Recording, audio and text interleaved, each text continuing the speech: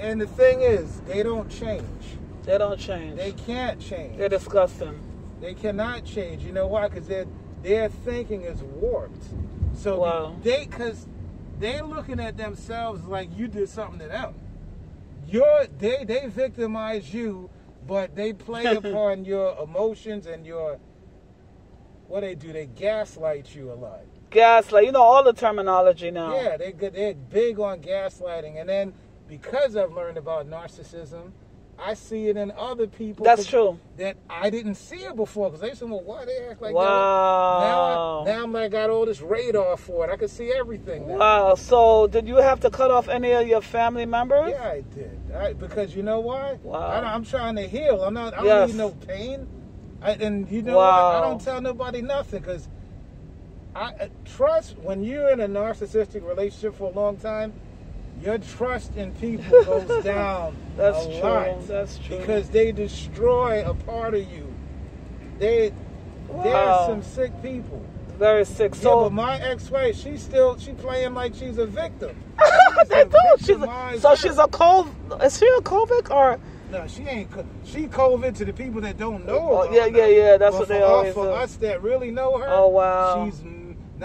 She's massive malignant. So why you left the kids with her? You know what I'm saying? I didn't. My son is grown. He's in Brooklyn. He is. Oh, he's grown. He's grown. My daughter is going to be 15, and she's currently with me. Why? Because she don't want to live with mama. That's right. Well, you know why? Because her mother met this new dude. Wow. She better be careful. Tripping. And this dude, first of all, everybody that meets the guy don't like him. Second, this woman leaves my daughter, 15, almost 15, right? Young teenage girl around this guy alone. She got to be careful, yeah. And I didn't even know the guy existed. She never even told me she had anybody. Is she going to leave the man alone around my daughter? Wow. More than once. And then since my daughter doesn't like the guy, and she's not disrespectful, but she just goes in her room and stays to herself, she's like, threatening my daughter. My daughter was smart enough to record her saying oh, good. She's like, if you don't start showing a little respect this guy, my boyfriend, more respect, I'm going to start punching and beating the SHIT out of you until you do. When she played that tape for me, are you kidding me? I was like, you know what? I've made a police report. I called Child Protective Services. And I made sure I didn't bring her back there. Good for you. Good for you. Yeah, because see, that little girl could be getting molested, all type of stuff. And this dude, I'm a photographer. Okay. I see. You got a good eye. I know that. Mm-hmm. I know. I can look in the dude's pictures and see where his head is at. This guy got his mind on one thing and one thing only. Wow. Because I'm a photographer. I can shoot any type of work, right? Yeah. But I know when I got. First of all, this guy. He's a guy that thinks about. Mm-hmm. He's how should I put it in a nice, clean way? Just give it to me raw. He's a T and A dude.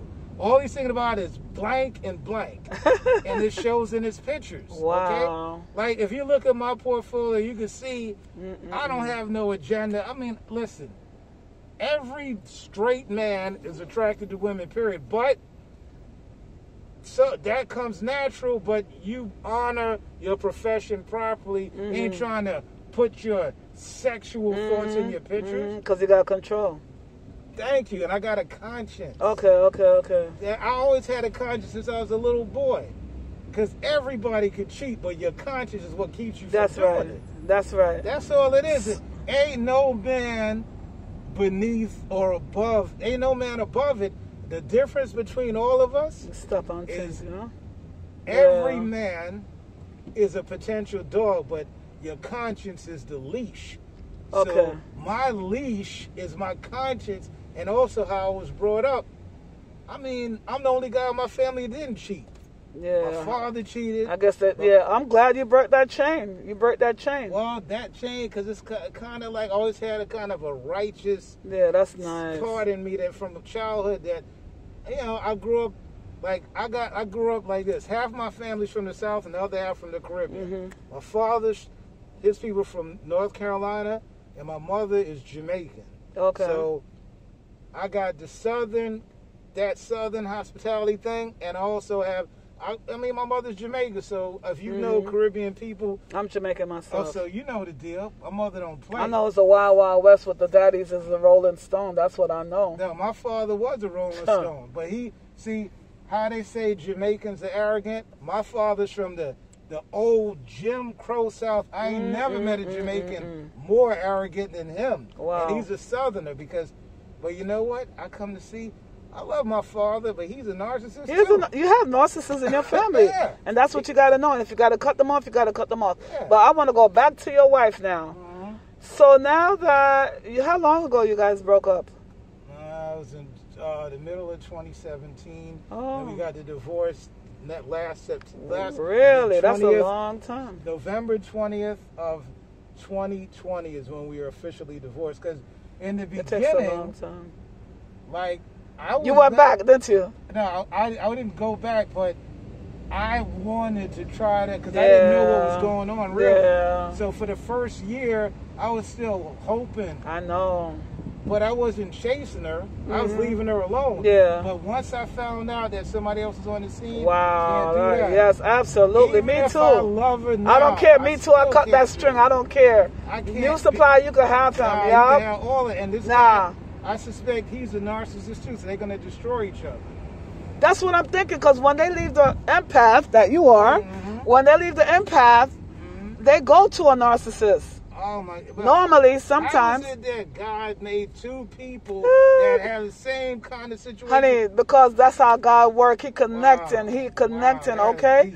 As soon as I came in, I said that she's a narcissist. We just started talking. Oh, man, she's killing me. All right? I mean, because I didn't know, because I was just, first of all, see, when a man is not groomed. I know she broke you to your knees. Oh my God. But she also, okay, I'll put it this way. She did something that if I would have known about it, oh, wait a minute. I mean, this is my niece. I'm going to have to leave her a little message. Okay, sorry. I'll put it to you this way. She did something that's extra wicked. Oh, my God. We had a cat, a family cat, nice, loving house cat. My boy Silver had him for 8 years. My daughter's companion, my little buddy that I brought from Brooklyn, right? And all of a sudden, she wants to get rid of him, but she lies. She says that the cat is sick with cancer. And she took the cat to the vet and he died on the operating table.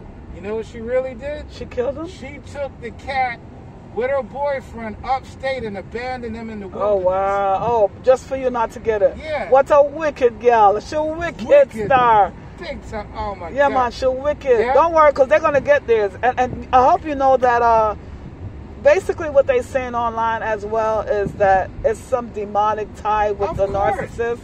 What's this preacher's name? What's his name? Who's this now? R.C. Blake. Oh, R.C. Blake is brother. Yeah, yes. Be breaking it down. Yes, they all break it down. I like spiritual whistleblower too. There's a lot of them on there. That's good. She lied and told me and my daughter that the cat died and at the vet. That's horrible. And she fucking, excuse my language. Yeah, that's okay. She abandoned him.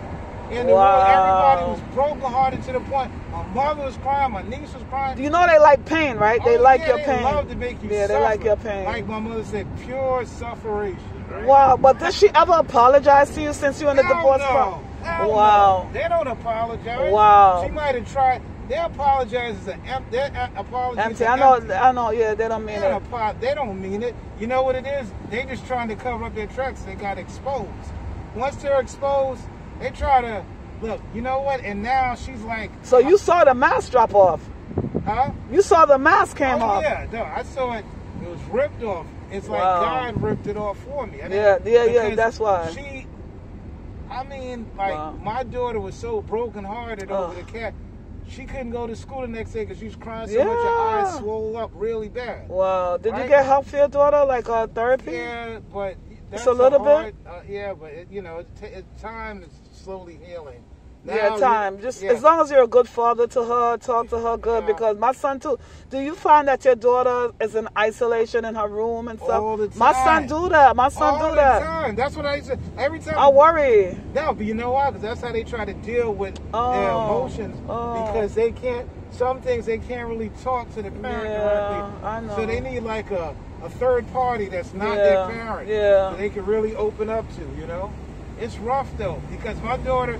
When she used to live with her mother, because the only reason why she ain't live with her mother, because after my mother pulled all that crazy crap, I got her out of there and filed them reports. I hate it. We've been back and forth to court, but the court has me having custody. That's good right for you. now. That's good. But the thing is, she's still not giving up, even though my daughter said, I ain't going back there. I hope she don't get that daughter back. Hell no. Oh, listen. And if that happened, make your daughter be emancipated, okay? Look, don't go back to her. She ain't going. But she already her lawyer. She made it clear to her lawyer because she has a court-appointed lawyer. There's 3 lawyers: my lawyer, my ex-wife's lawyer, and my daughter's court-appointed lawyer. It's clear that girl. Number one, the mother's trying to say, "Oh well, you know, like because her mother makes a lot more money. She makes like over $100,000 a year, right? So I don't make. You know, I might make. Yeah, like I understand. 60, whatever." So she's like, oh, well, I make more money. I could be a better and secure. That's bull crap. Why? You know what? The emotional part, the support. Every single item that my daughter has since I moved out, I pay for everything.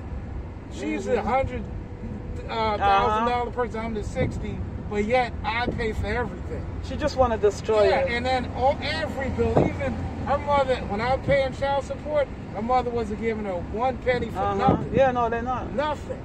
Not even for lady feminine products. I even got to take her to get all of that. Her mother never. I already know. Because guess what? Let me ask you. With my son, right? You know, the father was not like, he'll give me money, right? Yeah. But he was not like, oh, go in the room, pat on the back, stuff like that, go play sports. So was your wife like into your daughter like that?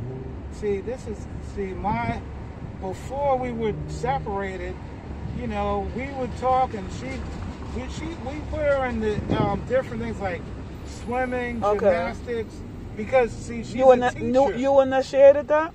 We both did. She would initiate stuff, but the thing is, she is in an environment where, hold on a second. I'll call this dude right back. She's works as a teacher in the city. So there's certain routines that they're already used to. So she'll put her in stuff because it's like she does what other people do. Like her comrades. Her supplies. Yeah, like so I'll give her credit for getting my daughter involved in extracurricular activities, but it wasn't solely her. Okay. You know, like there were some times where she would pay for the things by herself, but you know, it's not like she said, well, I don't have nothing to do with it. I got a lot to do with it, but I was the one taking her to and from. I'm the transporter. I'm the one that takes her everywhere, both of them. I was taking everybody everywhere. I would suggest things, you know, I would pay for some things, but see this is how it works. I work, okay, I need this much money for this week. Okay, I don't question where the money goes. I'm just handing it over because I'm just trying to be much of a provider as I can. I never played the money game where this is mine, that's yours. She plays that game. Yeah, they love that. She's like, this is my couch that I bought with my money. This is my apartment that I paid for. Oh my God. Because you know what? Like the apartment that we had in Kew Gardens, her credit was better than mine, so we got it, and her name was on the lease. But we both lived there. It don't matter. That doesn't matter because you're married. But when she gets mad, it's my I understand. So let me ask you. You said that the new supply that she left you for, she's with like 4 more supplies after that. Yeah, at least that. So I wonder how long she stayed with the first supply that she left you with, and why that didn't work out. You know what I mean? They found either that it could be one of two things, or it could be both. Number one, like a lot of dudes, you know, they're thinking with their lower half, and all they want to do, of course, is get their rocks off and then step off. Right? They have a little fun. Okay, plus she had 2 kids, and some of them guys like, nah, I don't want to deal with that. Right? Or could be that, and they found out she's a little bit crazy. Could be that too, right? See, because what it is she will put on, like, she's an air because she want to live with the Joneses. Yeah, and that's my last name. Ain't that? That's my last name, Jones. Yep. This was the best ride I ever had. Yeah, that's me. Dean Yo, that's Jones. funny. Yeah. I'm over here telling you about my discard. You telling me about your discard.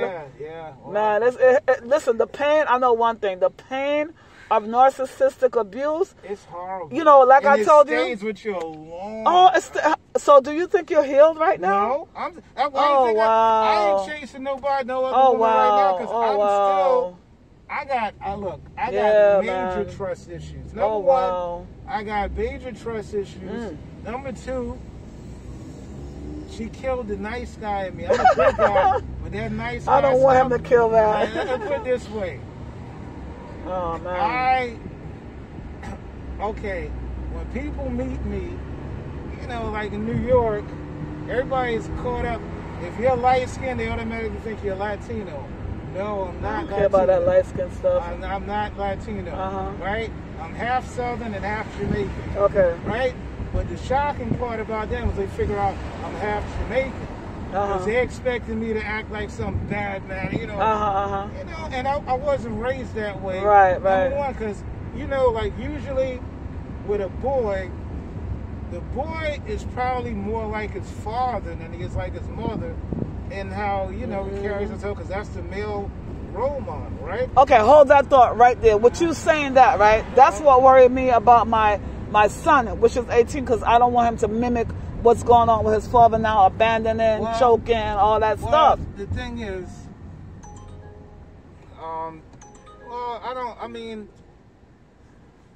you know how your son is as a person, and if he doesn't show that, since you know about narcissism, I don't know if you know, he's had like girlfriends over and you see how he acts, but he's not gonna. No, he don't have that. Well, I think you don't have to worry. But guess what happened? The reason why I'm saying that, because everything goes back to your childhood from what we're learning now. You know what I mean? True, because I am very it's funny because my grandmother, I got my Southern grandmother and my Jamaican grandmother, right? My Jamaican grandmother was the one that I was closer to because she helped raise me, right?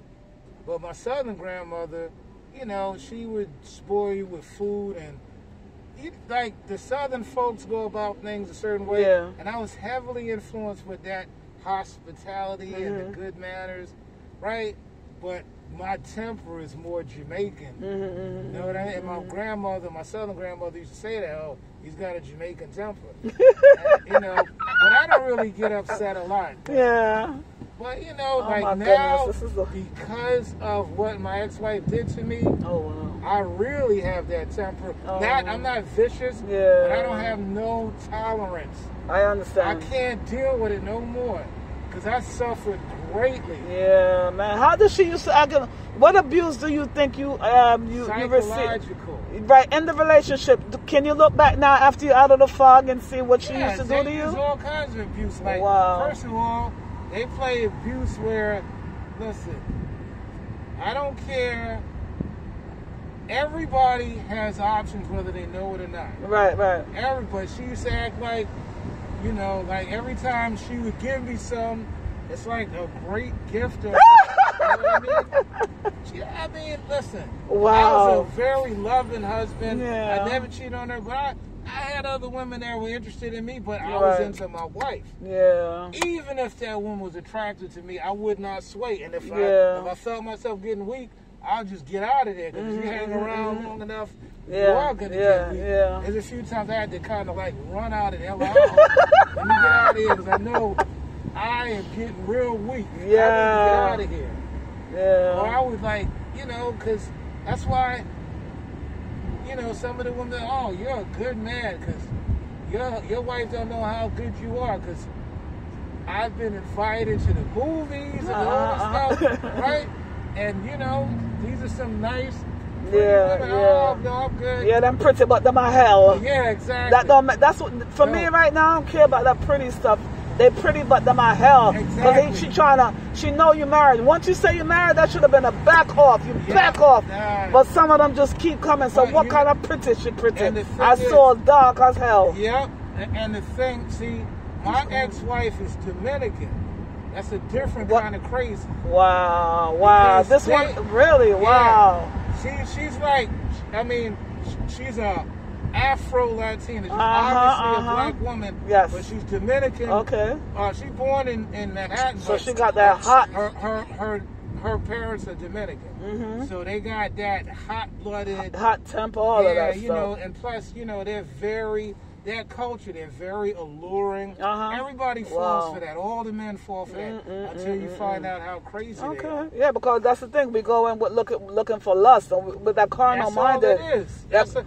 Look, every guy, I'm not saying all of them, most men that are attracted to Latin women, because with the Latinas, there's no Latin race. You got black, you got the mulatto ones, you got the ones that look Asian, whatever. When you get attracted by some of their alluring behavior. They got these little. But that's the thing about men that they don't know. That's the trap right there. But y'all don't understand. That's the trap, right? I know a lot of men get killed like that because they looking with their eyes. They're not using their mind. You know what I'm saying? A lot of men, like even back in the days, the girls used to lure them, bring them to the hotel, and they get robbed and killed and all of that stuff. You know, so. But I met her, we were both really young, so I mean, I'm not saying she started off wicked, but I had my warnings. I did not. Oh, you had red flags? Oh yeah, but I was a young kid. I didn't know no better. Oh, okay. But she, like one day, back in the days before the Metro card. Well, you still had to pay tokens. Right. I went to visit her because I was like, you know, coming from school, and she asked me because she's from Manhattan and I'm from Queens. So I got, I'm from the Jamaica, Queens area. I grew up in St. Albans. So she said, I want you to come visit me. So I was like, I don't have no money right now. I only have money to get there one way. So don't worry, I'll give you money to get back home. Then I go there and she got all this stink. She's real stink, you know, real attitude. Like, what is your problem? I for no bad treatment. Wow. I said, then I'm trying to, you know, hang around, see if she loosen up something. That's funny, yeah. Oh, she just getting there more yo, that flag was so high, but you ignored it. But the flag was really, it should have hit me in my head. Because then I was like, man, you know what? I've been trying to be nice to you. You real acting all stinking nasty. I need to. I'm gonna go home, but I'm gonna need that money to get back home. Now this is in Hell's Kitchen in Midtown Manhattan. Yeah. She's like, oh well, that's your problem. So I gotta get back to Jamaica, Queens. I ain't got no money, and it's like 1:45 in Hell's Kitchen when it was bad back in the days. She didn't care. Just the fact that it was in Hell's Kitchen is an issue.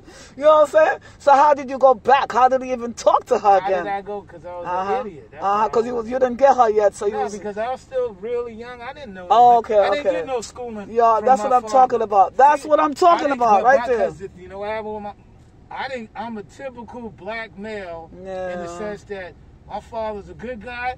Then he got caught up with the women on the side. Yeah. Guess what happened to him? He got messed up on drugs. So me and my brother, when we were supposed to be molded as men, my father's out there smoking crack. So let me ask you a question. Are you saying you're also a product of divorce?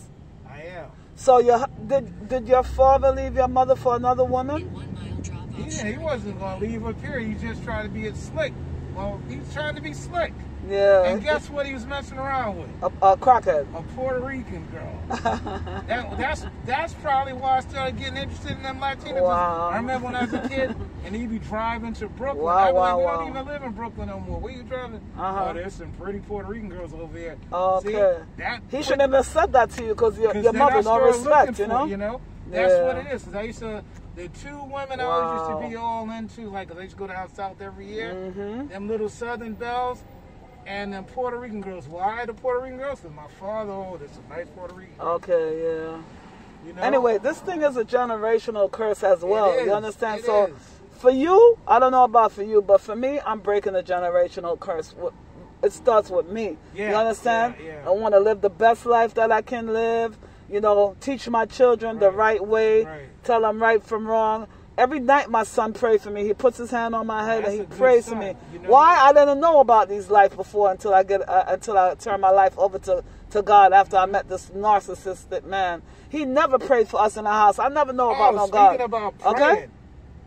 I tried my best to give I said, listen, you can pick a religion. Wow. Just be spiritual. We ain't got no problem. Just look, I don't even want you to pick a religion. Just pick God. Yeah. Pick God, and He'll lead you down the right path. What she said? She couldn't handle it. She said, oh, I'm not a spiritual person. Oh. She just not into it. Well, did you ever hear her pray or anything like that? Yeah, but they were empty prayers. Wow. Because you know what praying. Oh, so it wasn't empty. She wasn't playing with God. She ain't playing with God. No, because her friend invited us to a church. I used to go about, man, that was a good sermon. I said, did you feel that? She goes, I didn't feel anything. I'm wow. Like, what? You see people weeping in the church. Yeah. I'm like, whoa, that was a powerful empathy. So do you know she dabbled in any voodoo? Oh yeah, I know she did. You know why? Yeah, because they do. I've seen. They do. No, yeah, I have been a witness. Why? Because we were in a car accident, right? And she wanted to make sure we got money for the case, so she called up this lady. Wow. And this lady went and cast a spell on the judge that was running our case. That judge was the worst judge in Queens County for issuing rewards to accident victims. Wow. And she called up this woman. The woman said, give me the judge's name. Got the judge's name. And then when our lawyer found out we were getting this judge, oh, man, we couldn't have got a worse judge. She's like, don't worry, give me the judge's name. Went to court. The judge that was the worst one in Queens, he was like a sleepy pussycat. Everything we said, he said, okay, no problem. Okay, and then I was like, what? I couldn't believe it. That's how come I know. Witchcraft, yeah, they do that. They dabble in witchcraft. That's nothing to play with. Yeah. Because I know a guy from Jamaica. The guy, he's my mechanic, right? Yeah. He got caught with a whole bunch of cocaine. Yeah, that's normal for them. And he went to this dude. Dude said, do X, Y, and Z.